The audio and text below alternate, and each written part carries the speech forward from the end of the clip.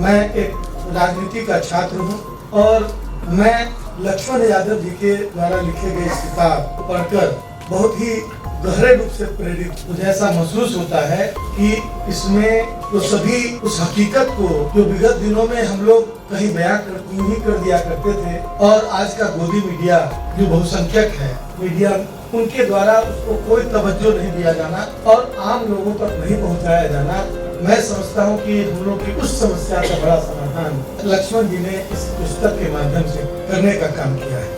और मैं हृदय से बहुत शाबाशी मैं हृदय से साधुवाद देता हूँ भाई लक्ष्मण जी को कि इन्होंने क्रांति की मिसाल जलाई है और आगे और भी जलाएं। पूरी कायनात आपके साथ है। आलोक मेहता साहब बिल्कुल हमेशा आपके बगल में खड़ा रहेगा। कोई पिक्चर किसी को बहुत अच्छा क्यों लगता है? इसलिए अच्छा लगता है कि उस पिक्चर में कहीं न कहीं अपने आप को किरदार के रूप में कोई वह व्यक्ति देखता है। मैं समझता हूँ कि इस पुस्तक में यहाँ का हर व्यक्ति और जो भी पढ़ने वाला व्यक्ति है इस जो बेस्ट सेलर्स बुक के रूप में इसको हम देख रहे हैं, तो मैं समझता हूँ कि जो कोई भी इसको खरीदता होगा या इसके बारे में जानता होगा तो निश्चित रूप से महसूस कर रहा होगा कि अच्छा चाहिए तो मेरे साथ भी घटित हुआ है, मैं भी इसमें इसका एक किरदार हूँ। ये किताब उन नायकों का जिक्र करती है जिन्हें भुला दिया गया है। लक्ष्मण यादव की किताब की भूमिका में ही ये लिखी गई है बात कि तमाम पात्रों के नाम बदल दिए गए, महाविद्यालयों के नाम बदल दिए गए। इन्होंने महाविद्यालयों के नाम बदल कर रख दिए झलकारी बाई कॉलेज, इन्होंने रख दिए बिरसा मुंडा महाविद्यालय, सुहेल देव महाराज महाविद्यालय। आखिर इनके ख्वाबों में इनके सपनों में यही नाम क्यों आए? इस नाम से दिल्ली विश्वविद्यालय का कोई कॉलेज नहीं है। जब वो विश्वविद्यालय इनको अपने यहाँ से बेदखल कर दिया, बर्खास्त कर दिया, उनकी बर्खास्तगी उनकी बेदखली इनके ख्वाबों को बेदखल और बर्खास्त नहीं कर पाया, इसलिए इन्होंने अपने ख्वाबों में उसको रचा जिसे आज हम रच नहीं पाए हैं। इस बात के साथ मैं अगले वक्ता को आमंत्रित करूंगा।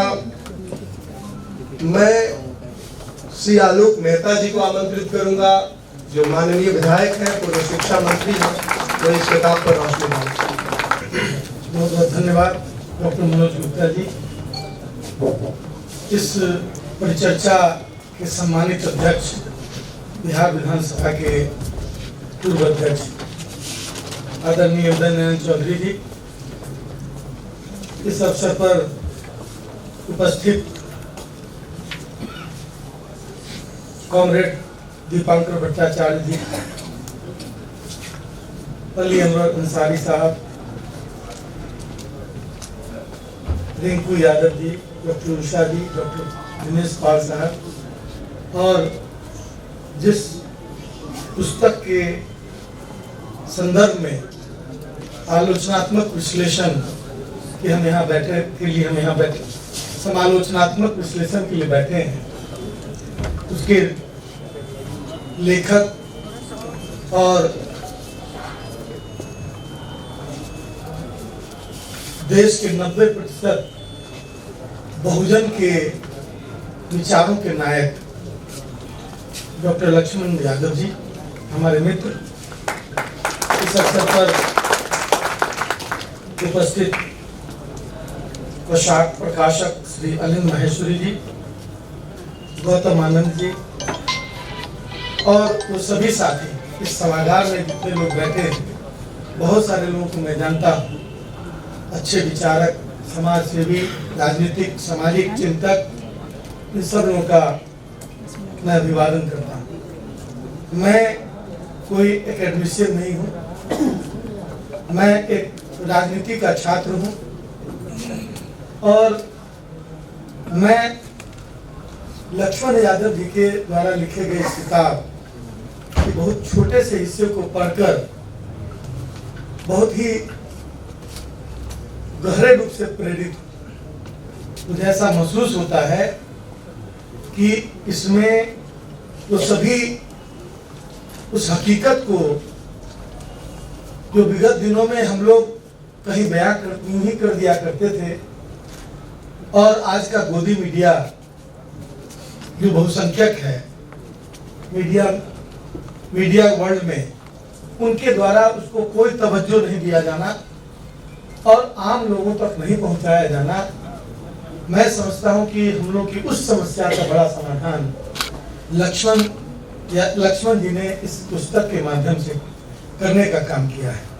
और वह विचार, वो बातें, वो हकीकत जो हम कहकर सत्ता के बाहर हैं, विरोध में हैं, विपक्ष में हैं, तो अपनी बातों को हम जिस भी प्लेटफॉर्म पर रखें, ऐसा लगता था कि कोई संवेदना ही नहीं है सरकारों में जो उन बातों के प्रति को संज्ञान में लेकर और उसके प्रति कार्रवाई कर सके। यह सही है कि शिक्षा व्यवस्था के जो हालात हैं, उस हालात में बाबा साहब भीमराव अंबेडकर के विचार, जो उन्होंने संविधान के माध्यम से जो हक देश के बहुसंख्यक लोगों को देने का काम किया, वो कहीं भी प्रतिबिंबित होता हुआ नजर नहीं आ रहा। नेशनल यूनिवर्सिटीज में प्रोफेसर्स की बहाली से लेकर और उनके प्रमोशन तक के, छात्रों को जो शिक्षा जगत में जो सब्सिडीज थी, उसको धीरे धीरे विड्रॉ किया जा रहा है। IITs, IIMs, इसके फी बढ़ाकर किसी प्राइवेट कॉलेज के फी के बराबर किया जा रहा है। जो जवाहरलाल विश्वविद्यालय, जवाहरलाल नेहरू विश्वविद्यालय और वैसे विश्वविद्यालय जहां पर हमारे छात्रों को उत्कृष्ट शिक्षा बिना किसी भेदभाव के दी जाती थी, वैसी जगहों पर ऐसा लग रहा है कि जैसे कोई विस्तारवादी इंपीरियलिस्ट कब्जा करने की कोशिश कर रहा है। आज इंटरनेशनल स्टडीज से ज्यादा केमिस्ट्री जैसे सब्जेक्ट पर भी जवाहरलाल यूनिवर्सिटी में इन्फेटिक स्टडीज शुरू हो और बहुत प्रभावकारी अध्ययन शुरू हो, ये कोई अतिशयोक्ति नहीं होगी जिस ओर यह शासन व्यवस्था बढ़ रही है। इस तरह से पूरी जो शिक्षा व्यवस्था है और उसमें जो घून की तरह खाए जाने वाले जो प्रयास हैं, उसका पूरी तरह चित्रण इस पुस्तक में किया गया है। आपका पूरा नाम क्या है? मैं समझता हूं कि हर कोई यहाँ बैठा हुआ 90% से भी ज्यादा लोग इस बात को कहीं ना कहीं उन्होंने फेस किया होगा, किसी न किसी इंटरव्यू में, किसी न किसी जगह, किसी न किसी ऐसी जगह पर जहाँ पर आपको भी उसका अधिकार मिलना चाहिए था, उसमें एंट्री मिलनी चाहिए थी, लेकिन शायद उन वजहों से नहीं मिल सकी। यह एक ऐसी हकीकत है। कोई पिक्चर किसी को बहुत अच्छा क्यों लगता है? इसलिए अच्छा लगता है कि उस पिक्चर में कहीं न कहीं अपने आप को किरदार के रूप में कोई वह व्यक्ति देखता है। मैं समझता हूँ कि इस पुस्तक में यहाँ का हर व्यक्ति और जो कोई भी पढ़ने वाला व्यक्ति है, इस जो बेस्ट सेलर्स बुक के रूप में इसको हम देख रहे हैं, तो मैं समझता हूँ कि जो कोई भी इसको खरीदता होगा या इसके बारे में जानता होगा, तो निश्चित रूप से महसूस कर रहा होगा कि अच्छा ये तो मेरे साथ भी घटित हुआ है, मैं भी इसमें इसका एक किरदार हूँ। तो मैं इस बात के लिए कि उन्होंने अपने कोलीग्स की व्यथा, उस व्यवस्था की व्यथा और समाज के, बृहद समाज के लोगों की व्यथा को बहुत ही सुंदर ढंग से आपने पिरोने का काम किया है।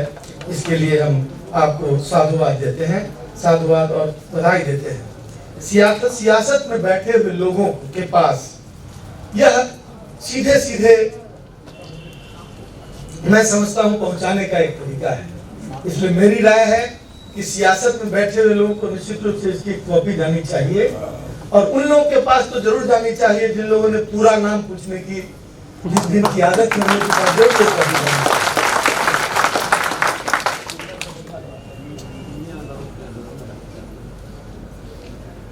मैं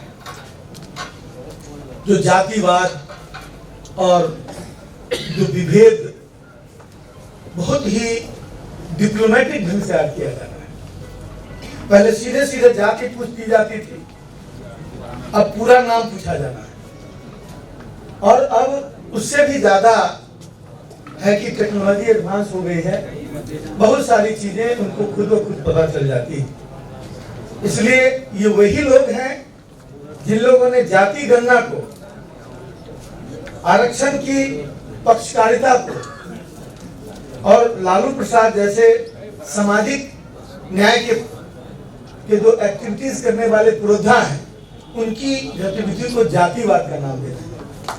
और खुद जो है डिप्लोमेटिक जातिवाद, मतलब उसको बिल्कुल ही इस ढंग से कर रहे हैं जैसे कि वो उनके मन में बिल्कुल स्वच्छता है, उनके मन में बिल्कुल निष्पक्षता है, और इस तरह का प्रयास वो कर रहे हैं।